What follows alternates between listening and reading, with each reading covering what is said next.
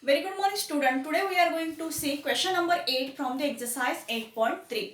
In the question number 8, Amina buys a book for rupees 275 and sells it at the loss of 15%, and you have to find how much does she sell it for. That means you have to find the selling price. They have given the cost price. Cost price of book is rupees 275. Loss is given in percent, that means 15%, right? And you have to 15% of cost price, and you have to find the selling price. So loss is equal to, we have to find the final loss, or we can say the total loss. So formula is loss percent upon 100 multiplied by cost price, right? And loss is given, that is 15%. So it's a 15 upon 100 multiplied by 275, which is cost price of that textbook. So 15 multiplied by 275 upon 100 is equal to, here we can divide 15 and 100 by 5. So here will be 5 3s are 15, 5 2s are 10, and the 0 as it is. So it's a 3 multiplied by 275 upon this 20 as it is. Now again we'll divide 275 and 20 by 5. So here will be 5 4s are 20, 5 5s are 25, 27 minus 25, 2 will be remainder, and this 5. So it becomes 25. So yeah, 5 5s are 25. That means when you divide 275 by 5, you will get quotient as a 55. Now we'll multiply 3 multiplied by 55 upon 4. So you will get a 165 upon 4. When you divide 165 by 4, you will get an answer as a rupees 41.25. That means the cost price of book is 275 and she sold at a 15% loss. Means how much loss actually? It is rupees 41.25. So final selling price is equal to what? Cost price minus loss. So cost price is 275 rupees and loss is 41.25. So final selling price for that textbook is 233.75, and this is the final answer here. Now we'll see the question number 9. In question number 9, they have given the two sub questions, A and B. A1 now we'll see, and B will be homework for you. See, in the question number 9, find the amount to be paid at the end of 3 years in each case, right?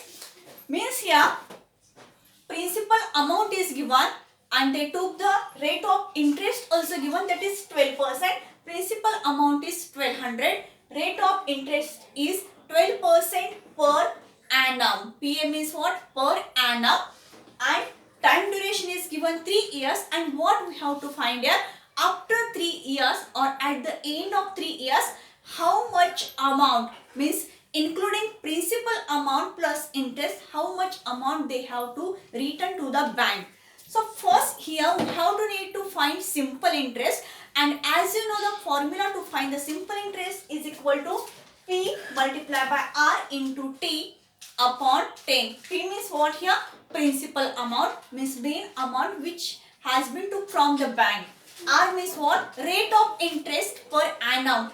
And T means what? Time duration. For how many years they took the loan. So it's a capital T.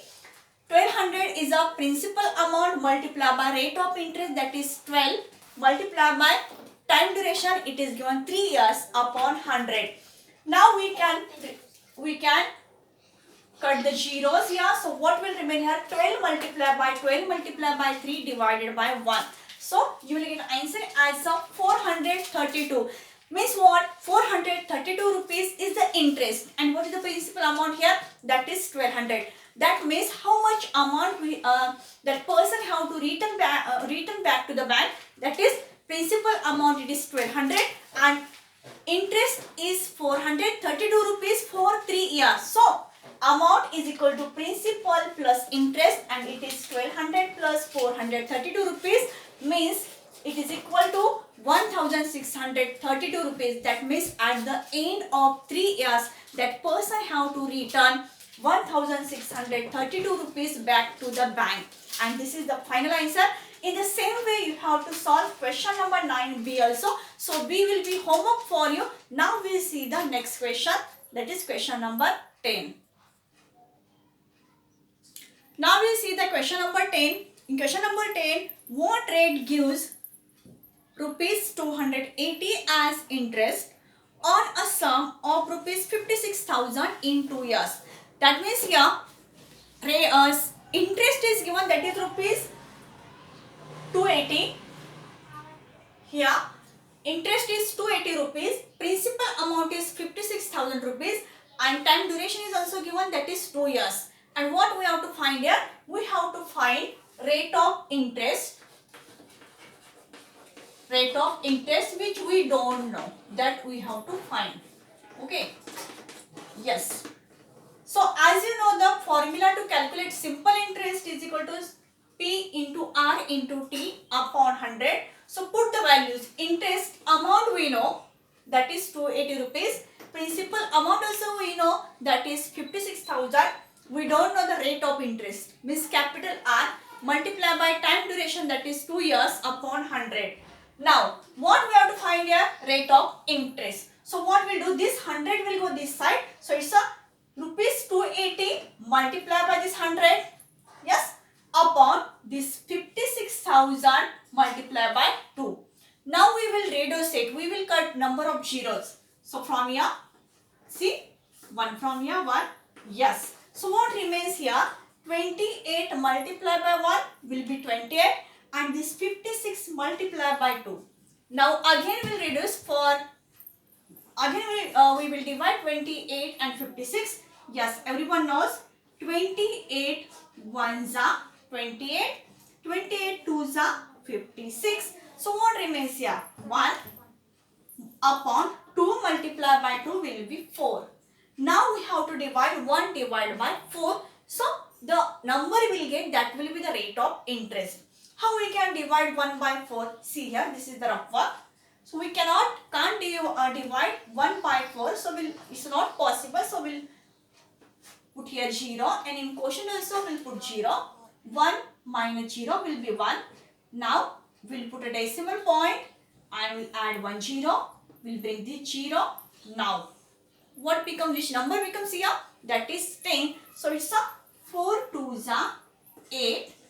10 minus 8 will be 2. We want remainder as a 0. So again we'll add one more 0 in the dividend and we'll bring that 0. Now 20 number becomes, right? Which number becomes 20? Yes, and 4 5s are 20. Now we got here remainder as a 0. Yes. So what answer, what quotient you got here? When you divide 1 by 4, you will get a 0.25. This is the answer. That means here rate of interest is 0.25%. It's a per annum. In this way, we got here rate of interest. In the same way, you have to solve question number 11 as well. In the question number 11, what we have to find here? In the question number 11, you have to find the principal amount. That means here you have to find the P. So again you have to modify this formula, and in this way you have to solve question number 11 as a homework. So what is the homework for today?